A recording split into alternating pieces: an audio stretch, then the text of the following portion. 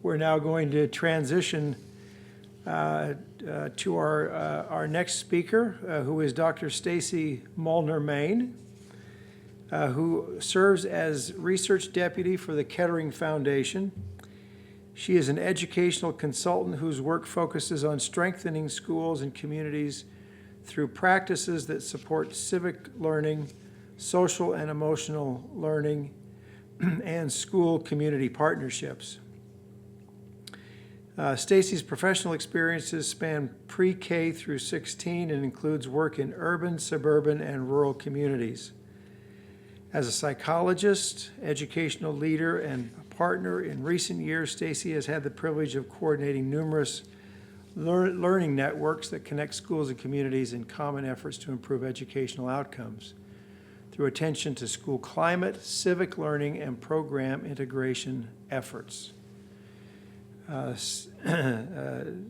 Stacie received her doctorate in teaching, learning, and leadership from the University of Pennsylvania in 2012. So please join me in welcoming Dr. Stacie Molnar-Main.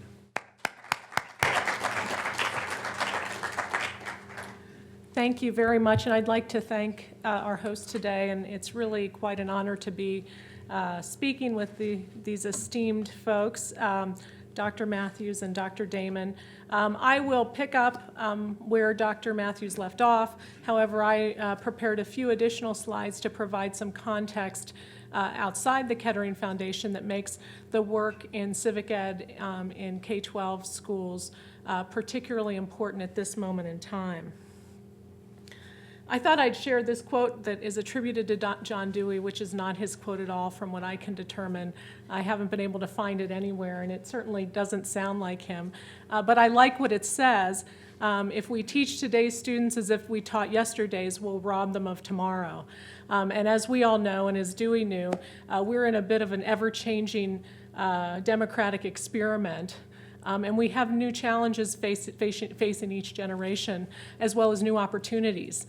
And one of the tasks of civic education and civic educators, and when I say civic educators, I mean all of us, but within schools, I mean, I think of it as an interdisciplinary activity. This is the work that they have to do. And it can be challenging for a number of reasons. I did think I should probably put a John Dewey quote that's real up, and this is from Democracy in Education, and I think it resonates particularly as we come out of 12 or 13 years of No Child Left Behind and the impact that that's had, the standardization movement on education, and we're again looking at another attempt to rethink what we should be teaching. I think it's also important to think that we need to keep front and center democratic ideals and what our democracy needs to flourish. And we know that this is important not only because we've all had personal experiences of coming to understand ourselves as citizens. I found that the process that Dr. Damon explained resonated with me, and I think I could find support for it in the research that I've been doing. But we're living right now in a really ideal country and a media context and developmental context for our young people that are really ideologically polarized. Oftentimes when you'll ask young people what they think of politics, they'll say, ugh, because they think of what they see on TV where it's one person against another and the argumentation that happens. And so that's a real example of sort of our democracy that doesn't capture what it really is and what the American dream is, but it is something that young people see. They see this increased polarization. And the question of whether I want to jump into that is often answered as no, that doesn't speak to me. I'll try to make a change in another way rather than participate in big P politics. There's also some evidence that citizens are sorting themselves into like-minded communities, and this is something that we've always seen historically. You know, I grew up in Pittsburgh. There's lots of neighborhoods, ethnic neighborhoods and religious neighborhoods. But one of the interesting things now is that we're also not affiliating as much, and people are affiliating online through extracurricular activities as young people with more like-minded people. And there's a concern by folks who are researchers in civic education that this type of sorting is not good for our democracy because it doesn't create opportunities for citizens, young citizens, to learn how to make decisions together with people who have very different views or values than they have. There are also inequalities in our society and inequalities in our educational system that I'm going to talk about in a minute, particularly with regard to civic learning. And we have a country that's in the midst of a major demographic shift. A colleague in my office at the Center for Schools and Communities sent an email around to everyone with attached lots of news reports. Around July 3rd, Caucasians became not the majority, but the minority when compared to other ethnic groups. And so there is a shift happening in our country. When we talk about the unequal civic learning opportunities that exist, or that are indicated by the research, it's many of the students who are new Americans who are suffering from those unequal and less opportunities. We saw evidence of this democracy divide, as Diana Hess refers to it, back in 2002 when Junith Torney-Purta did an international study that looked at civic learning across the world.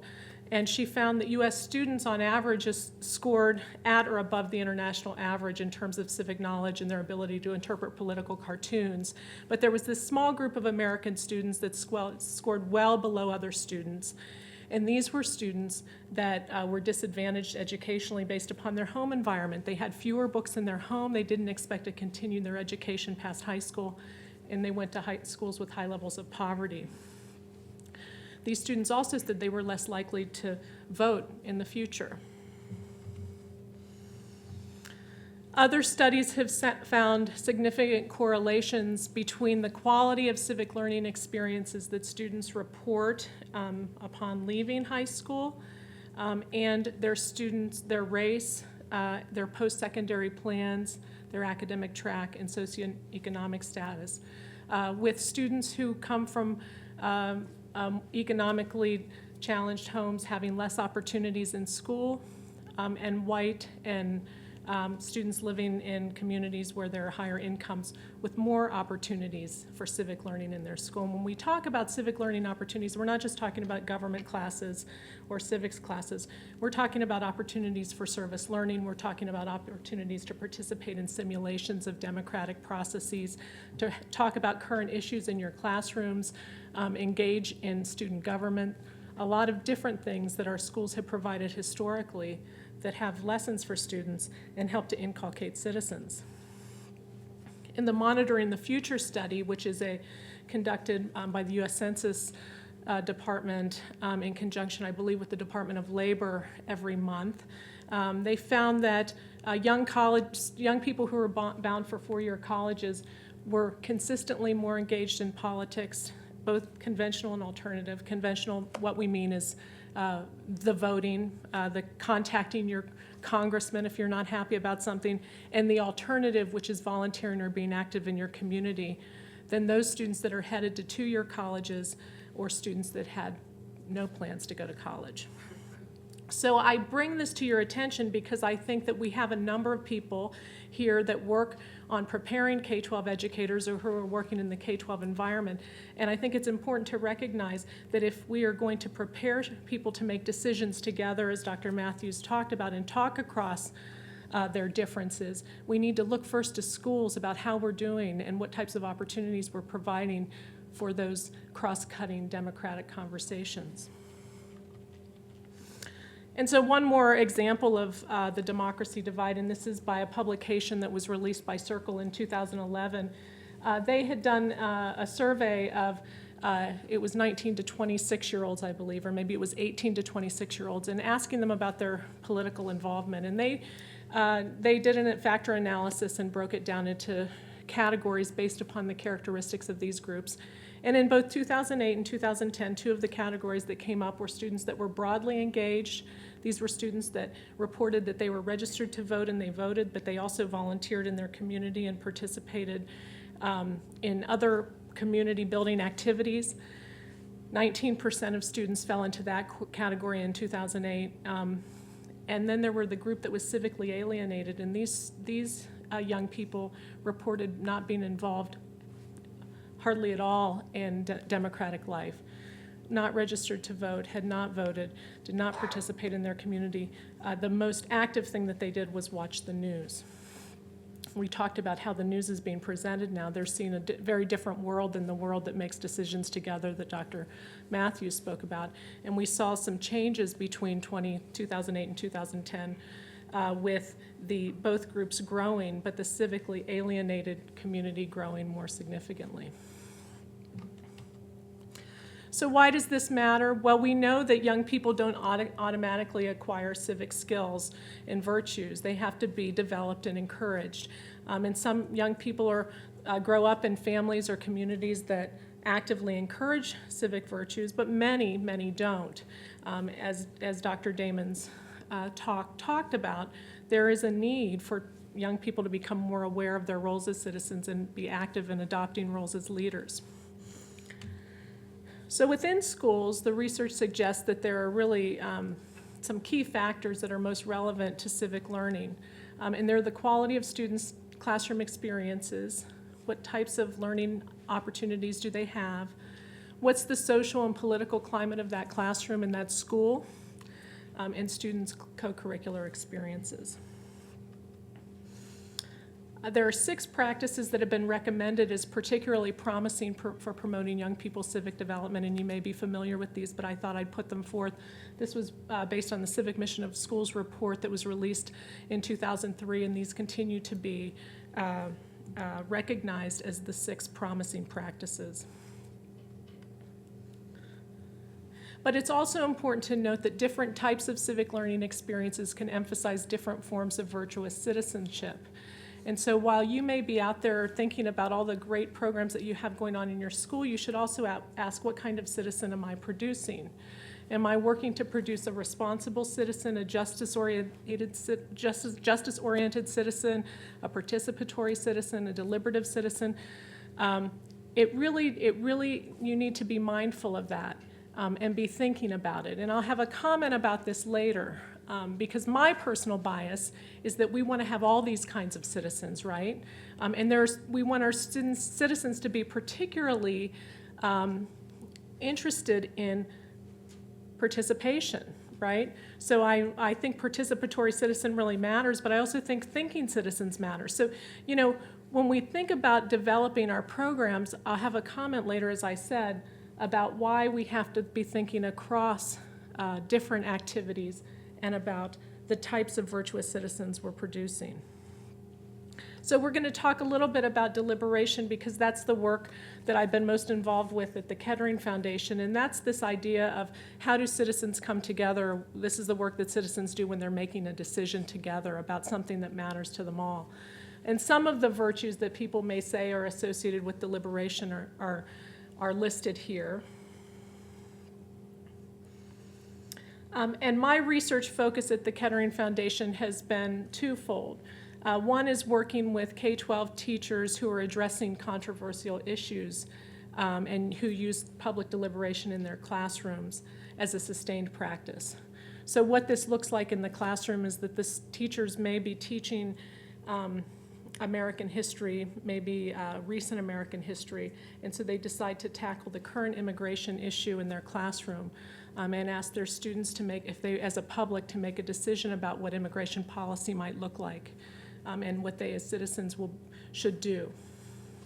In other contexts, it looks, as Dr. Matthews suggested, it looks like a history teacher teaching about the framing of the Constitution, a constitutional Congress, from the citizen's perspective and presenting that as a series of choices that had to be made and asking the class to engage in an activity where they would make a decision about the direction that we take.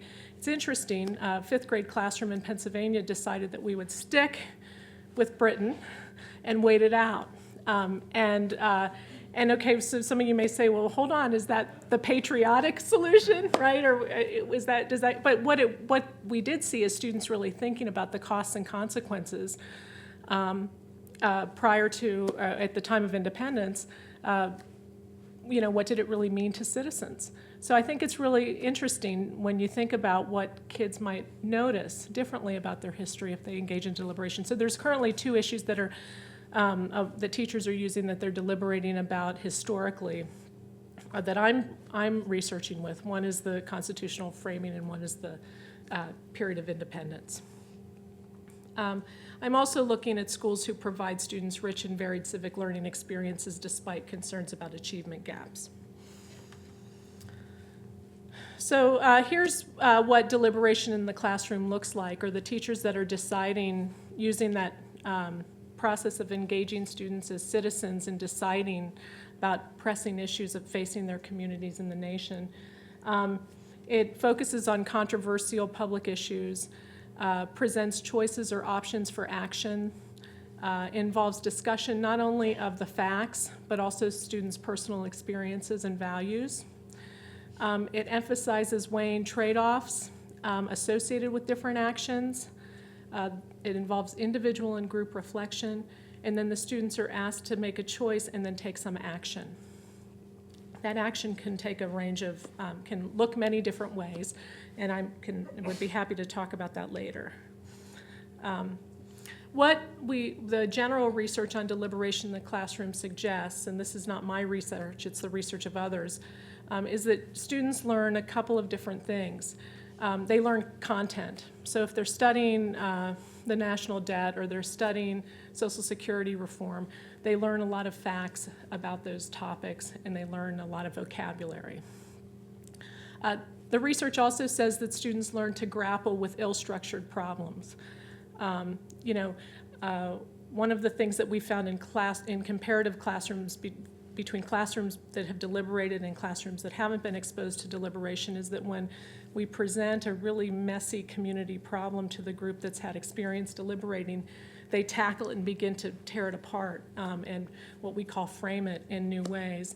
And students who haven't had that experience are often frozen and don't quite know how to approach solving that problem. Research also suggests that students develop political tolerance, which doesn't mean that you accept what another person's political ideology might say, but that you understand that it can coexist and should coexist in our democracy. This asterisk there is that deliberation alone does not support political tolerance, but also the climate of the deliberation, the climate of the classroom really matters. So an open classroom climate is the phrase that's used. A classroom where students feel free to express dissenting points of views or disagree with their teacher without feeling like they're going to have any retribution or be judged. And then finally, civic and communication skills. That's what the research has told us. My research with the Kettering Foundation has been in partnership with teachers in over 30 classrooms over 5 years. These are the states. They represent many different types of communities, levels of education, and subject areas. In the first few years of our research, we found some key findings, and I think this represents a bit of a roadmap to what you might expect if you began using this decision-making process in your classroom as a component of civic education or in your school. First, teachers saw this notion of presenting kids with problems to solve and deciding as a new content delivery strategy. So everyone loved it because it was like a new thing to do and to get out of old habits. They didn't see it as an approach to civic education, and that's important. That was initially with those first experiences. Nonetheless, they noted in benefits. They saw students were engaged in learning, they were showing critical thinking skills, and they immediately saw that you could teach reading and writing and speaking and listening through this method, which was a sell because they're accountable to standards, right? Unfortunately, doing this work was labor and time intensive, and we found that some teachers persisted and others did not. Here's some quotes from teachers that reflect what they were most excited about, and that was student engagement. Students wanted to discuss issues they normally shy away from. They wanted to talk and tell of experiences that they had had. They saw increased class participation. Students who had normally were disengaged or declined to put forth effort began to participate. And then finally, they saw students who had not been leaders emerge as leaders, and students who had always had the answer fall back. I think that's a powerful thing when you think about the potential achievement gap or civic learning opportunity gap and the democracy divide in our country if the kids in the back of the classroom. And this includes sometimes special education students. I witnessed a forum once where a special education student had shared an experience that she had at the beginning of the forum, a very personal experience. And as the class deliberated, they often referenced back to her and asked her what she thought, because they wanted to make sure that any decision that they made was considerate of her concerns.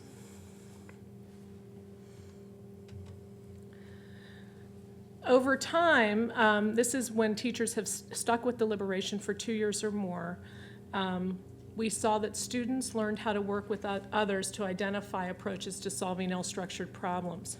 So as the teachers became more skilled at supporting students in dealing with controversial issues and then trying to make decisions about them, the students became much more comfortable in this realm. Students began thinking differently about issues in their school and community, and this is the warning sign I always give everyone. Beware if you engage students in making decisions about immigration and about bullying in your classroom, or whatever they're going to notice something in their school and community that they want to have a say about. And that's when educators have to be prepared to make a choice. Are we really going to provide them an authentic experience, or are we going to stop the conversation? And then finally, kids reappropriated their deliberative skills and virtues to settings outside of class. And I have lots of examples of this, but one that comes up frequently is a student comes into class and tells their teacher, my dad and I have been talking about things. I've been talking to my dad more than I talked to him in years. And what they're talking about are current issues and what the student's learning. And suddenly, the student and his parents have some different level of engagement. We had a student that's in a class that studied youth violence, and she came to her teacher and said, I almost got in a fight with this person in the hallway, and then I remembered our deliberation, and I thought of another way to think about this. The deliberation had nothing to do with what any therapeutic value in terms of teaching the kid a skill for dealing with anger, but it helped the child to be metacognitive about the implications of that fight in that school and among the relationships among his or her peers in this case. With repeated practice, the teachers also made some changes. They became much more efficient in planning deliberative experiences or these decision-making experiences. They weren't as difficult and arduous once they've had a few turns of it. They learned to frame novel issues, so these issues that students would bring in, even if they didn't have a resource, because all of them started with some resources that were provided, that were their curriculum resources. But these teachers then began to frame new issues because they had an understanding of how you create a curriculum in this way, and they begin to think differently about their curriculum and how they organize their classrooms for learning. So the classrooms went from picture number 1, which was kids in a row, to many more circles and kids working in small groups, engaged in conversations and deciding. Went from relying on a textbook to reframing the curriculum so that, for example, the civil rights movement in a Birmingham classroom is now taught from the perspectives of different actors in the civil rights movement. And the students deliberate about what they like about each of those perspectives, what concerns them, what the trade-offs might be if that person's perspective was pursued. And they use primary source documents to get there. Huntington High School in Long Island, where they teach with issue books, which is, you see the 1776 curricular resource, which presents 3 perspectives. And one on America's role in the world. Teachers started like that. By the end of the year, the students were writing their own issue frameworks to promote deliberation in their community. One is on stem cell research that was done by a child whose mother had died from cancer the previous year, and the other one was on child trafficking. I usually have these books with me. I don't. They're like 50 pages in length, and you think about, a high school junior getting motivated enough to write something that long. These were done in teams with other students, but they're very impressive pieces of work. And they're citizens' work because they're tools that they could take out in the community to promote cross-cutting conversations. We also know that both students and teachers began to think differently about their role as citizens. So remember I said in the first year or so, these teachers didn't think that they were doing civic education. They thought, wow, a different way to teach my content. But after they started using this practice of making decisions together, they began to think that they were actually, this is important civic education, and they began to think about their role as citizens. Some of these folks began to promote deliberation in their community. One group is using it in her role as a union leader, so it's pretty interesting. And they begin, like Dr. Matthews said, thinking about the possibilities for civic action in everyday life. Here's some quotes from teachers that demonstrate what the effects were in terms of students beginning to get excited about civic engagement and their role as citizens. Students were so felt that since the issue affected them personally, they had more to discuss. They wanted to know who to contact or write about certain issues. They wanted to discuss their roles and responsibilities in finding a solution to affecting problems in their lives. And the other example is a group that decided that they wanted to frame their own issue. Very, very common. I came from Huntington, and they did an immigration, they do the immigration issue because they have a very diverse school community, and immigration affects all of them. After the immigration forum, one group of students wanted to frame another issue about students' rights and responsibilities, and another group of students wanted to start a club where students that were Spanish-speaking but had become proficient in the language and had learned to negotiate the educational system would mentor new Spanish-speaking students coming into the school. So those are like two examples of what the action might look like after a successful experience of democratic problem solving. Diana Hess is really the national expert in this area. And she wrote a book called Controversy in the Classroom. And so if anyone's interested in engaging students with controversial issues as a component of civic learning, I recommend that book. But she noted that effective teachers who teach with controversial issues don't just teach with them, but they teach students so that they can be successful in those kinds of discussions. So sometimes that means preparing the students and helping them become attuned to what civil discourse looks like. It's important to make the discussion really about the students and not the teacher, to model, allow to select a discussion mode that's congruent with how the teacher teaches. And we found that with our teachers. Oftentimes they'd start with sort of a very structured approach to deliberation or deciding, and then after a few times they would change it and it would look more like their practice, but it would still have a deliberative elements and that element of students deciding together. And importantly, you note that it's important that teachers not express their values during the discussions, but carefully ask questions and probe in topics that will bring that out of the students. And of course, support from administrators is critical. We've found that in order to sustain the use of deliberation in the classroom, that teachers need to be engaged as citizens as well. They need to have some experiences of making decisions deliberatively. It is very helpful, and I'd say critical, for them to participate in a learning community of other educators who are using this practice, because it is not usually what they were taught in schools of education. They need time to develop curricular units that link their course requirements to public issues, and they need to be prepared to respond when students want to take on a school issue or a local issue.